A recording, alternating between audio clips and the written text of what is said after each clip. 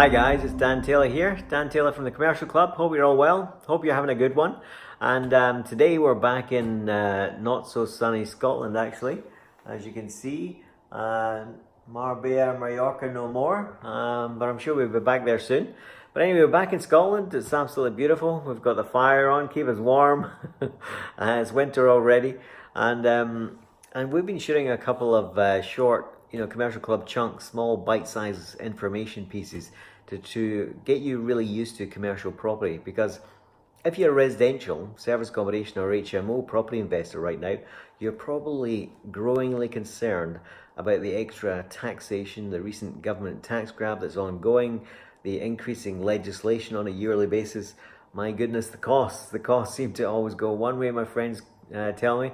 And indeed the extra hassle factor.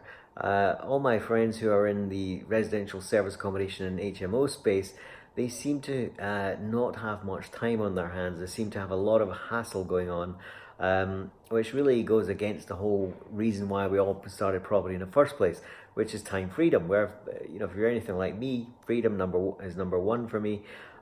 Claiming your time back, the income's great, but getting your time back is really crucial and key for me. It's fantastic. So with that in mind, what I thought I'd cover today is something I keep getting asked about. And it's really, it's fantastic. Buying cheap property is great. Buying empty shops and then combining that with a high street brand and securing a high street brand on a long-term lease is fantastic. And you can double and triple values. And we've shown you the formula before.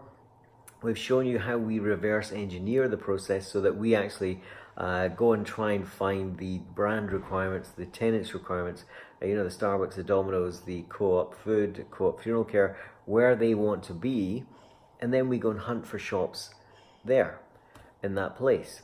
So instead of going with the mass market, we actually go in a pond of one and we go and try and, as we've talked about before, skate where the puck's going to be as opposed to where the puck is. So we try and find out where empty shops want to be. We then go and look for property there, and we try and be the matchmaker between those two. But I suppose that really brings up a question. So great strategy, great idea, and fantastic how we reverse engineer this and we find out where the shops want to be, number one, and then go and hunt for property there. But how do we? The big question then is, how do we get in touch with the brands to actually ask them where they want to be?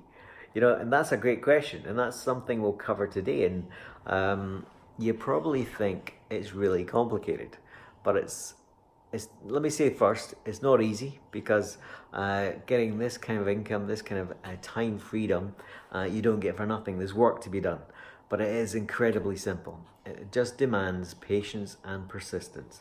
But let's jump down to the office, and what we'll do is we'll show you on the computer how simple this strategy can be, how simple you can actually get in touch with brands and speak to them yourself, and and indeed ask them where they want to be, where is the gap in their pipeline that you can hopefully fill that gap in the pipeline and secure them on a long-term lease and fill one of your boxes.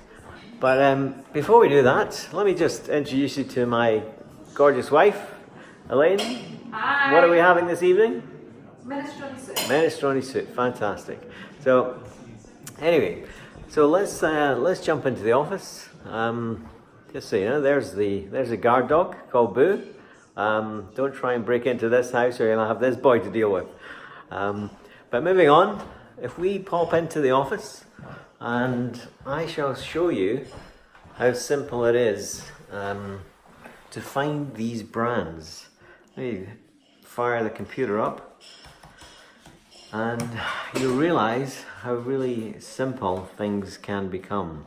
And let's just have a look at what's available in the public domain right now for you to go and have a look. Google the following websites, and you unbelievably can actually find out brands, high street brands, that give you all the details, most of the details. Let's just ping the screen round right now. Here's the first one I found. This is the Co-op Food. Now, Co-op Food Group, as you can see, they have a national presence. They have about 6,000 shops in the UK. And as you can see, they have 14 zones where they have brand acquisition managers, and they have a manager for the co-op to find new properties in each of those zones.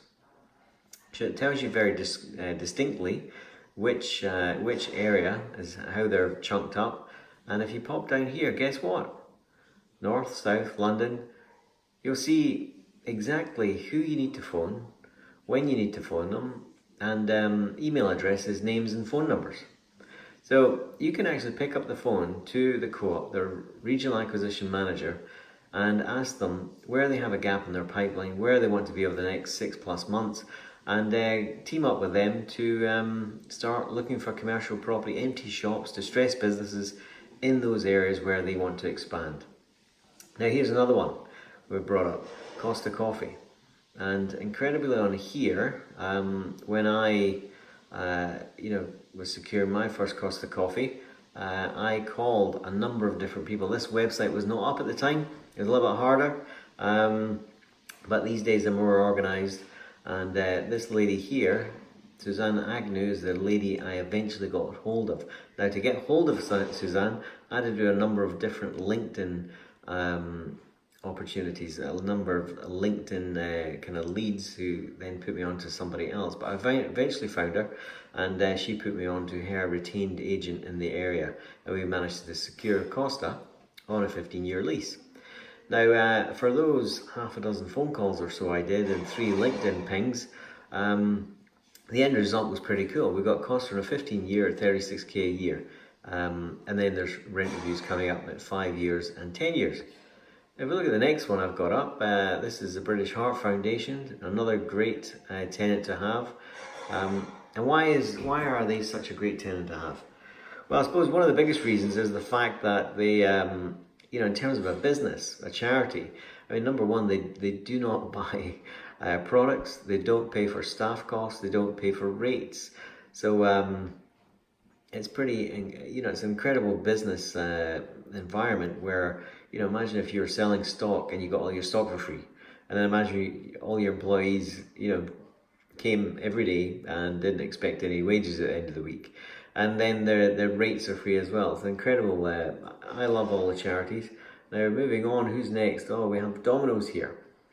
So these brands are actually telling you exactly what they want. So there's Dominos there. They want a minimum 15-foot frontage, up to 2,500 square feet.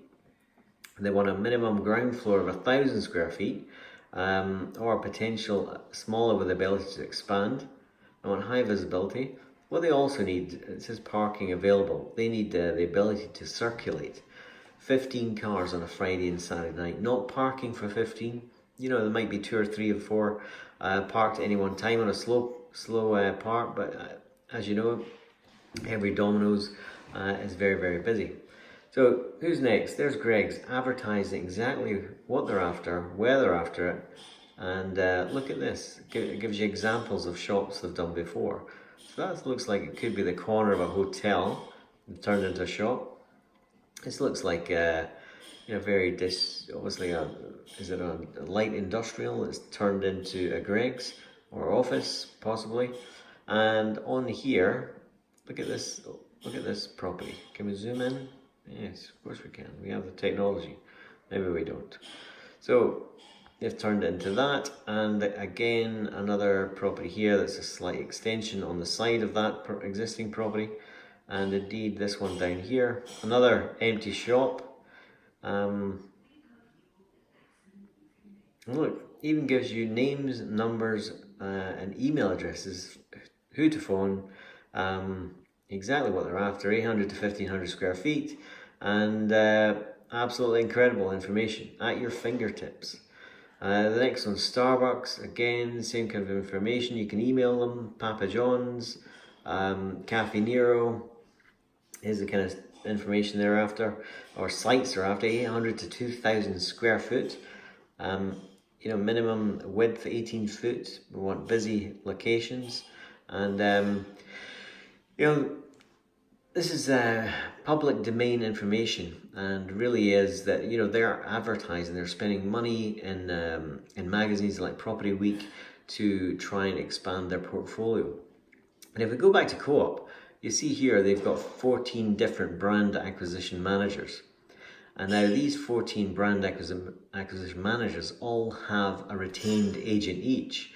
So if you can imagine 28 strong looking for property, and yet they still go out of their way to advertise, spend money on trying to fill their pipeline. So I suppose one of the secrets of commercial property is the brands actually need us. They need to keep filling their pipeline and keep opening more shops. Now, I've been doing this for a while now, and as a result of that, I've compiled my own kind of information of brands, that's very, very extensive, and a lot of information to download there, and where you find cheap commercial property. So at the end of the day, I give that information to my private clients, but information is only one thing, because as you go through in trying to secure tenants, trying to secure commercial property, be the matchmaker, you ultimately come up with problems. And it's the nuances in commercial property which really, you have to overcome every single time. There's problems with every property sector. This is pretty simple, but you will still get barriers put in front of yourself, and it's how you get round them barriers, how you approach a problem, how you approach, an obstacle when it comes in front of you, and what you do about that.